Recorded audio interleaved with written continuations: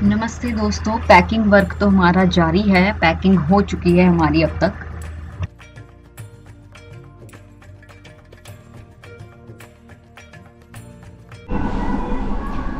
Good evening my friends and my subscribers, my followers on YouTube.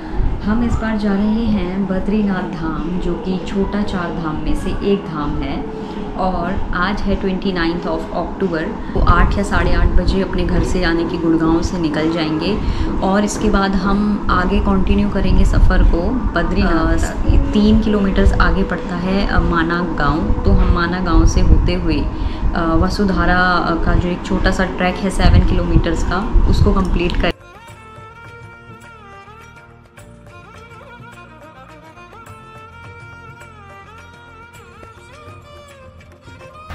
और वो चाहे किसी धाम का या हो हमारे नॉर्मल घूमने फिरने और ट्रैकिंग का। हालांकि हम दोनों ही रास्ते एक कर लेते हैं और कुछ यही प्लान किया हुआ है हमने यहाँ पर इस ट्रिप पर भी, जैसा मैंने आपको पहले बताया भी था।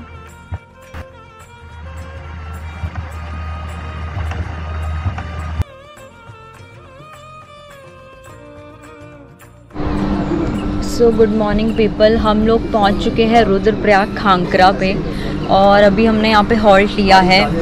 और कल रात के 8 बजे के हम घर से निकले हुए हैं और अभी तक हमने चाय ब्रेक लिया है। इसके बाद हम आगे बढ़ेंगे कि अभी हमारे सफ़र में बहुत हैक्टिक रहा है क्योंकि हम कॉन्टीन्यूस ट्रैवलिंग कर रहे हैं और ब्रेक भी नहीं लिया है। ब्रेक मुझे लगता है कि हमने सीधा यहीं आके लिया है। बाकी लेट्स सी कि आगे हमारा जो सफ़र है वो रहता कैसा है। हम पहुंच चुके हैं रुद्रप्रयाग और उसी को क्रॉस कर रहे हैं। यूँ तो उत्तराखंड में बहुत सी ऐसी जगह हैं जो बड़े धार्मिक स्थलों के नाम से जानी जाती हैं और सनातन धर्म का बहुत ही गहरा रिश्ता निभाए हुए हैं। उन्हीं में से एक है रुद्रप्रयाग। रुद्रप्रयाग को आप जानते ही होंगे, पंचप्रयाग में से एक प्रयाग है। तो पौराणिक कथाओं में 2 नदियों के संगम का जल बहुत ही पवित्र माना जाता है और वही संगम हर प्रयाग में होता है, जैसे कि विष्णु प्रयाग पहला प्रयाग, नंद प्रयाग दूसरा, कर्ण प्रयाग तीसरा, रुद्रप्रयाग चौथा और देव प्रयाग 5वां। तो ये 5 प्रयाग हैं जहाँ पर स्नान करने के लिए दूर दूर से श्रद्धालु आते हैं और इन तीर्थ स्थलों पर पूर्वजों के मोक्ष के लिए श्राद्ध तर्पण भी किया जाता है। बड़े ही लंबे सफर के बाद बद्रीनाथ धाम पहुंचने का सौभाग्य तो मिलेगा ही, लेकिन उससे पहले हमें बहुत सारे हॉल्ट्स और ब्रेक लेने पड़ेंगे और इसी के चलते हमने बहुत सारे चाय ब्रेक्स और नाश्ता के ब्रेकफास्ट के ब्रेक लिए हैं। और उसके बाद हम आगे बढ़ेंगे और पहुंचेंगे धाम की तरफ। वैसे तो रास्ते में आपको बहुत सी खाने के ऐसे ढाबे और बहुत अलग अलग रेस्टोरेंट और जगह मिल जाएंगी अच्छी खासी। थोड़ा सा जो है आपको थोड़ा आइडिया होना चाहिए कि कहाँ आपको अच्छा मिल सकता है, बट क्योंकि पहाड़ी इलाका है तो जैसा भी आपको मिलेगा आपको खाना पड़ेगा और यहाँ पे ज़्यादा ऑप्शंस होते नहीं हैं। और हमने भी ऐसे ही कॉम्प्रोमाइज़ करते हुए बस आगे बढ़े हैं, जितना जैसा खा सकते थे खाया और आगे बढ़ते रहे। और जब एक बहुत सारी भरी थकान के शरीर के साथ जब आप कार से बाहर झांकते हैं और आपको पता लगता है कि गोविंद घाट आप पहुंच चुके हैं, जो कि बद्रीनाथ के बहुत ही करीब है। विष्णु प्रयाग को क्रॉस करते हुए जब हम यहाँ पहुंचे तो बहुत तसल्ली हुई और हमें एक उम्मीद की किरण मिली कि चलो अब हम बद्रीनाथ के आसपास तो कम से कम पहुँचे। टिकट बुकिंग करवाने के लिए मंदिर में एंट्री लेनी पड़ेगी हमें, तो हम उसी के लिए जा रहे हैं। और अभी इस टाइम हम कार से जैसे ही उतरे बारिश स्टार्ट हो गई और हल्की हल्की बूंदाबांदी हो रही है। और अगर मैं आपको दिखाऊं तो मेरे पीछे आप देखेंगे कि मौसम कितना अच्छा यहाँ पे हो रहा है। ठंड है बट बहुत ज़्यादा ठंड नहीं है, मौसम बहुत अच्छा है और मतलब इतना सुंदर लग रहा है। मैं पहले भी बद्रीनाथ धाम ऑलरेडी कर चुकी हूँ बट उस टाइम मैंने कोई भी व्लॉगिंग या रिकॉर्डिंग नहीं की थी। अब यहाँ पे क्या है कि कार एक लिमिटेड एरिया तक ही जाती है। आइए तब तक जानते हैं कि बद्रीनाथ धाम का नाम बद्रीनाथ कैसे पड़ा। इस मंदिर की कहानी में कहा गया है कि जब भगवान विष्णु योग ध्यान मुद्रा में तपस्या में लीन थे तो बहुत ही अधिक हिमपात हो रहा था, यानी बर्फ बहुत ज्यादा पड़ रही थी। तो भगवान विष्णु हिम में पूरी तरह से डूब चुके थे। उनकी यह दशा को देखकर माता लक्ष्मी का हृदय द्रवित हो उठा उन्होंने स्वयं भगवान विष्णु के समीप खड़े होकर एक बेर यानी बद्री के वृक्ष का रूप ले लिया और समस्त हिम को अपने ऊपर सहने लगी। माता लक्ष्मी भगवान विष्णु को धूप, वर्षा और हिम से बचाने की कठोर तपस्या में जुड़ गई। कई वर्षों बाद जब भगवान विष्णु ने अपना तप पूर्ण कर लिया तो देखा कि लक्ष्मी जी हिम से ढकी पड़ी हैं। तब उन्होंने माता लक्ष्मी के तप को देखकर कहा कि हे देवी, तुमने भी मेरी ही बराबर की तप किया है, इसीलिए आज से इस धाम पर मुझे तुम्हारे ही साथ पूजा जाएगा। और क्योंकि तुमने मेरी रक्षा बद्री वृक्ष के रूप में की है, सो आज से मुझे बद्री के नाथ नाम यानी बद्रीनाथ के नाम से जाना जाएगा। इस तरह से भगवान विष्णु का नाम बद्रीनाथ पड़ा। जिस स्थान पर भगवान ने तप किया था वही पवित्र स्थल आज तप्त कुंड के नाम से विख्यात है और उनके तप से रूप में आज भी उस कुंड में हर मौसम में गर्म पानी उपलब्ध रहता है, जहां श्रद्धालु आज भी नहाते हैं और उसके बाद बद्रीनाथ जी के दर्शन करते हैं। अगर आप गलती से रेनकोट लाना भूल गए तो आप रेनकोट ले सकते हैं। गर्म कपड़े, कोट, कोई भी तरीके की चीज़ जिससे आपकी ठंड नहीं बच पा रही है आप यहाँ से ले सकते हैं। और धाम आपको सामने दिख ही रहा है, श्री विष्णु जी का धाम, जिसे बैकुंठ धाम भी कहा जाता है। कुंड में तो ये यहाँ अगर मैं आपको दिखाऊं तो ये यहाँ पर आ रही है हमारी नदी अलकनंदा, जो कि ग्लेशियर्स पिघल करके और सरस्वती नदी का जो जल है वो इसमें प्रवाहित हो जाता है। यूं तो भारत में कई प्रकार की बहुत पवित्र नदियां हैं और जिनका इतिहास सनातनी धर्म से जुड़ा हुआ है सदैव सदैव के लिए। उसमें से एक नदी जिसका नाम है अलकनंदा, जो कि बहती है हमारे विष्णु भगवान के चरणों से यानी बद्रीनाथ धाम के चरणों से गुजरती है। तो अलकनंदा नदी का जो उद्गम है वो उत्तराखंड में सतोपंथ और भगीरथी ग्लेशियर के संगम पर होता है और तिब्बत से 21 किलोमीटर दूर भारत के माणा में यह सरस्वती नदी की सहायक नदी से मिलती है।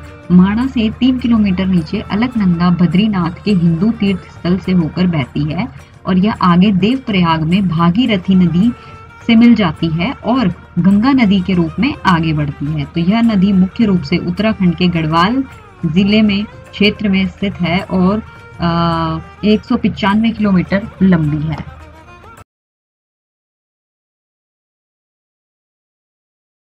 समझ गए, 3 बजे खुलेगा फिर जाइए अंदर। ईद बंद है 1:30 बजे 1:50 में 2 बजे कुछ खा ले क्या? कुछ खा लेते हैं वहाँ तब कुछ खा लो, आराम खाना खा लेते हैं दोपहर का है। तो पर्ची का काम अभी नहीं होगा? 3 बजे खुलेगा ना गेट। वो सारे ऑफिस वाले सब जा रखे ना, खाना खाने आराम करते हैं। और जो नहाने का कुंड है वो ये नीचे है, यहाँ पे प्रसाद भी मिलता है और इसके अलावा यहाँ पर सब लोग नहा भी रहे हैं। तो जो कुंड है उसमें नेचुरली गर्म पानी है, तो ऐसा नहीं है कि आप सर्दियों में नहा नहीं सकते, आप सर्दियों में भी नहा सकते हो और उसके बाद आप मंदिर जा सकते हो। बद्रीनाथ धाम जो है वो नर और नारायण पर्वत श्रृंखलाओं की गोद में है।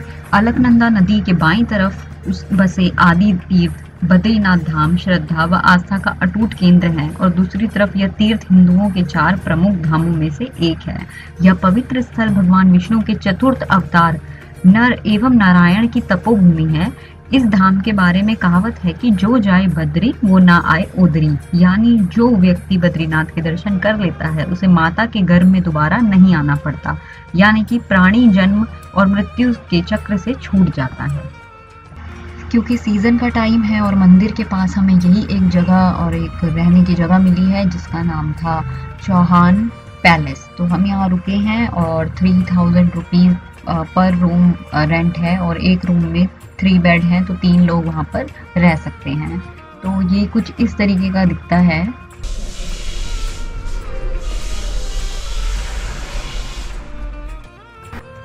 शास्त्रों में बद्रीनाथ को दूसरा बैकुंठ बताया गया है।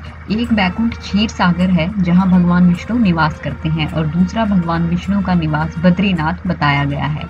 इस धाम के बारे में कहा गया है कि यह कभी भगवान शिव का निवास स्थान था, लेकिन भगवान विष्णु ने इसे भगवान शिव से मांग लिया था।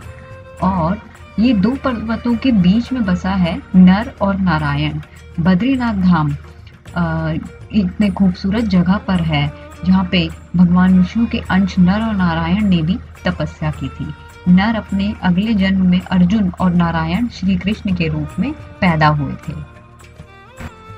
बद्रीनाथ के कपाट खुलते हैं उस समय मंदिर में जलने वाले दीपक का विशेष महत्व होता है। कहा जाता है कि 6 महीने तक बंद कपाट के अंदर देवता इस दीपक को जलाए रखते हैं। तो अगर हम इंसान यहाँ पर उनकी पूजा नहीं भी कर पाते हैं, 6 महीने जब कपाट बंद होते हैं, तो कहा जाता है कि देवलोक से देवता आकर के यहाँ पर उनकी पूजा अर्चना किया करते हैं। जो तस्वीरें आप देख रहे हैं वो है तप्त कुंड की धाम के अंदर। कहते हैं कि श्री बद्रीनाथ धाम में गर्म पानी के कुंड में स्नान करने से शरीर संबंधित सभी प्रकार के चर्म रोगों से मुक्ति मिलती है। और आश्चर्य की बात तो ये है कि बाहर से छूने पर कुंड का पानी काफी गर्म लगता है, लेकिन नहाते समय कुंड का पानी शरीर के तापमान जितना ही हो जाता है। तो तप्त कुंड की जो मुख्य धारा को 2 भागों में बांटकर यहाँ महिलाओं और पुरुषों के लिए अलग अलग स्नान कुंड बनाया गया है। और माना जाता है कि नीलकंठ की पहाड़ियों से इस पानी का उद्गम है। कहते हैं कि भगवान बद्रीनाथ ने यहाँ तप किया था। वही पवित्र स्थल आज तप्त कुंड के नाम से विश्व विख्यात है। और मान्यता है कि तप के रूप में आज भी इस कुंड में गर्म पानी रहता है। और मान्यता यह भी है कि इस तप्त कुंड में साक्षात सूर्यदेव विराजते हैं। वहाँ के पुरोहित बताते हैं कि सूर्यदेव को भक्षी की हत्या का पाप लगा था। तब भगवान नारायण के कहने पर सूर्यदेव ने बद्रीनाथ धाम में, और जब अब हम बद्रीनाथ धाम आ ही चुके हैं और हमें ये बड़ा ही अच्छा मौका मिला है कि हम भगवान को घी के दीपक अर्पण कर सके, तो हम घर से घी के दीपक बनाकर लाए थे और भगवान को हमने अर्पण किए थे। और जो कि हमने अपने ही ग्रह सुख शांति के लिए भगवान से प्रार्थना की थी और विश्व कल्याण के लिए भी हमने प्रार्थना की थी। तो ये एक तरीके से आप भी कर सकते हैं। तो जब आप भी कभी धाम जाएं तो आप भी कुछ ऐसे रिचुअल्स फॉलो कर सकते हैं। और वैसे भी भगवान तो वैसे ही बड़े दयालु कृपालु होते हैं, तो अगर प्यार से आप उनको कुछ ऑफर करेंगे तो वो ज़रूर स्वीकार करेंगे। जैसा कि आप देख ही रहे होंगे, बद्रीनाथ धाम में हर सीज़न की तरह इस सीज़न भी बहुत सारी भीड़ उमड़ी पड़ी है और आसपास बहुत ज़्यादा भीड़ है। सब लोग जो है अपने घर वालों को वीडियो कॉल्स करके जो है दर्शन करवा रहे हैं बाहर से ही। और हमारी भी संध्या आरती हो चुकी है, हमारे भी 3 से 4 बार दर्शन हो चुके हैं भगवान की कृपा से। तो अब हम भी इस दिन का यही समापन करते हैं। जय बद्री विशाल।